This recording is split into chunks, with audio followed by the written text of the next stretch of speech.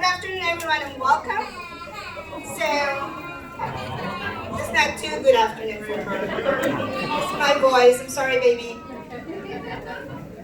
So, how many of you know what's happening here in Nevada? This coming week, what's happening? The big caucus. See, nobody knows. So, great. That's right. There is a caucus in Saturday, but you can vote early, as you may or may not know. Here in the local, we have an early vote tomorrow from 8 a.m. to 8 p.m. And, it's really important that we caucus because this election is our opportunity to shift path we're on and demand unions for all from all the presidential candidates and for the next president of the United States.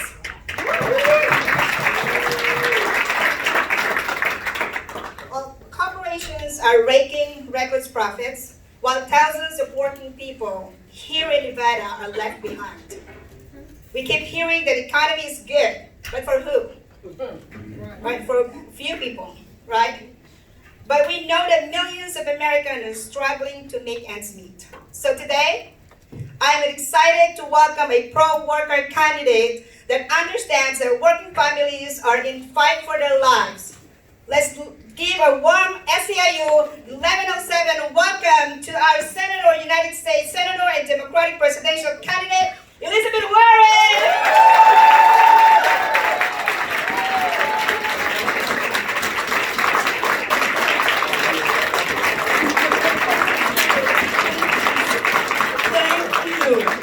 Hello, SEIU. It's good to see you all. Sorry, I'm a little husky. I am on the back end of a cold, so it's going to take me a minute here. I just want to say a word to all of you as we start on these questions about how it is that I ended up here. I come from a family that has seen its share of struggles. My daddy ended up as a janitor. My mom worked a minimum wage job at Sears. When my dad got sick, I watched when we lost our car and when we came that close to losing our house.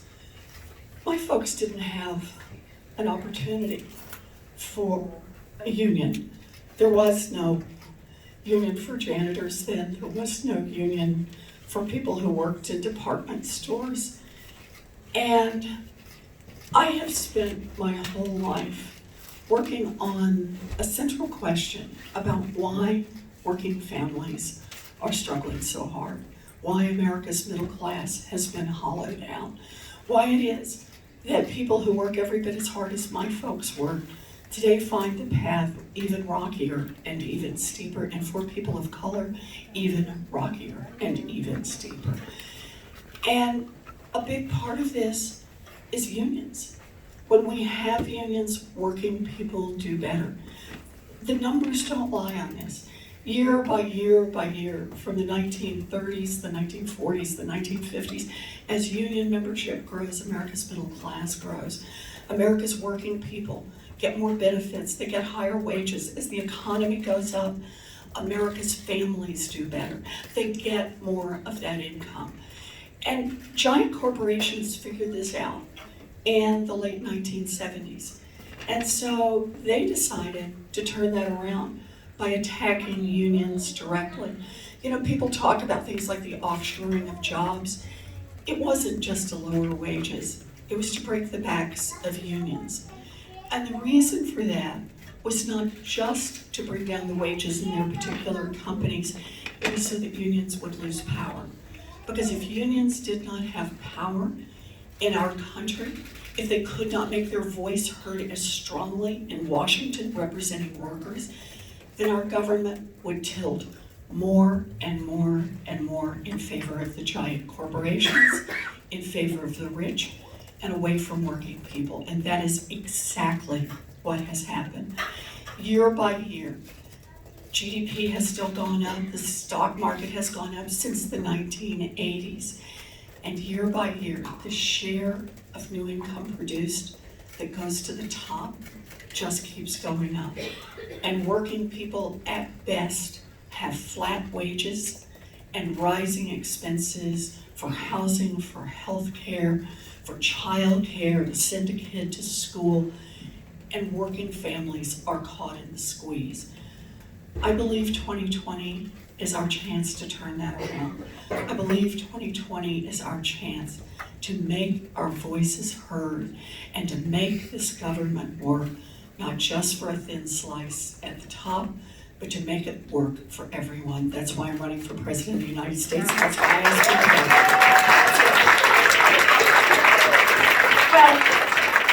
Well, then it is time for a woman in the White House.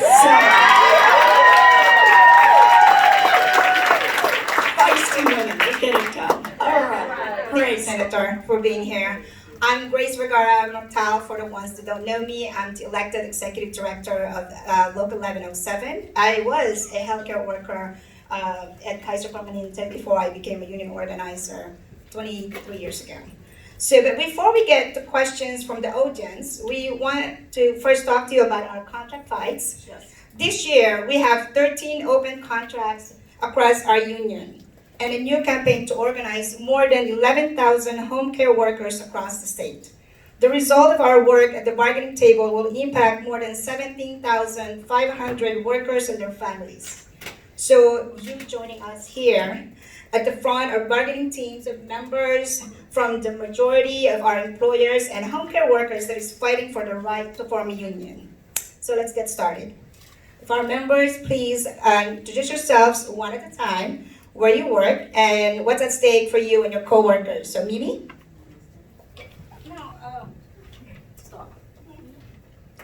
Good afternoon, Senator. My name is Raminia Snowden Dolly. I've been an imaging tech at UMC, which is the hospital I was born in, University Medical Center. I'm on the executive board for SEIU 1107. I'm on the bargaining team, and I've also been a steward for the past 22 years. UMC Services is a level 1 trauma center. I always get that wrong. We service a 10,000 square mile radius. That covers a lot of ground. One of the things I'm concerned about, since our contract along with the county will be open for bargaining has become hard. It's already contentious.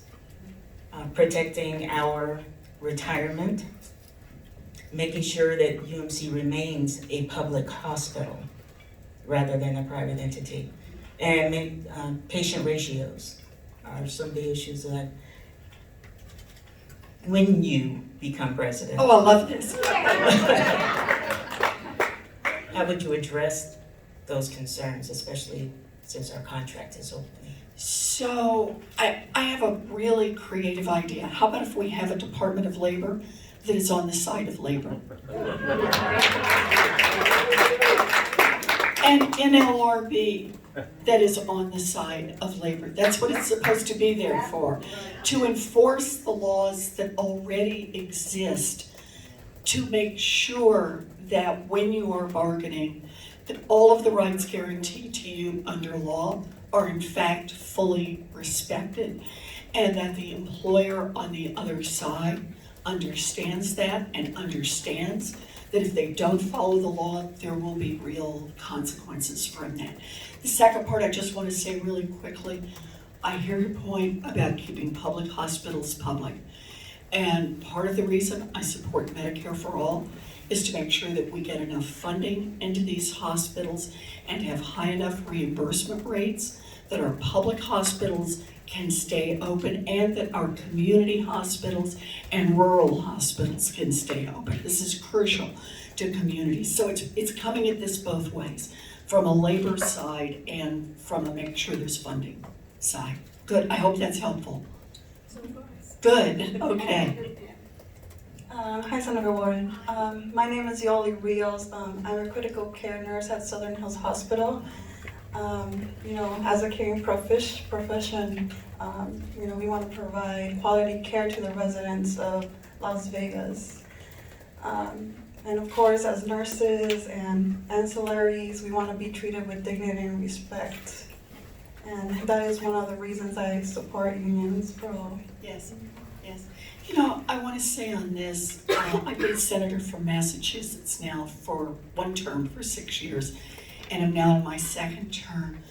I have stood with our nurses in negotiations, called the hospitals involved in those negotiations, urged them both publicly and privately to get to a good solution, but also stood with our nurses on staffing levels and other issues that permit our nurses to be able to provide the care that they so much want to be able to provide, and that patients want them to be there to provide. Patients trust nurses to deliver the care they need. So I'm all in, and I've been in with our nurses in Massachusetts. We've been fighting these battles and fighting hospital consolidation for a long time now. Thank you. I have a record on this one, yes. Good afternoon, Senator. My name is Kevin Terry, and I work for Clark County. I'm an 18-year employee. I'm also on the bargaining team, member of our executive board, and since you're an Oklahoma native, I'm also a member of the Osage Nation.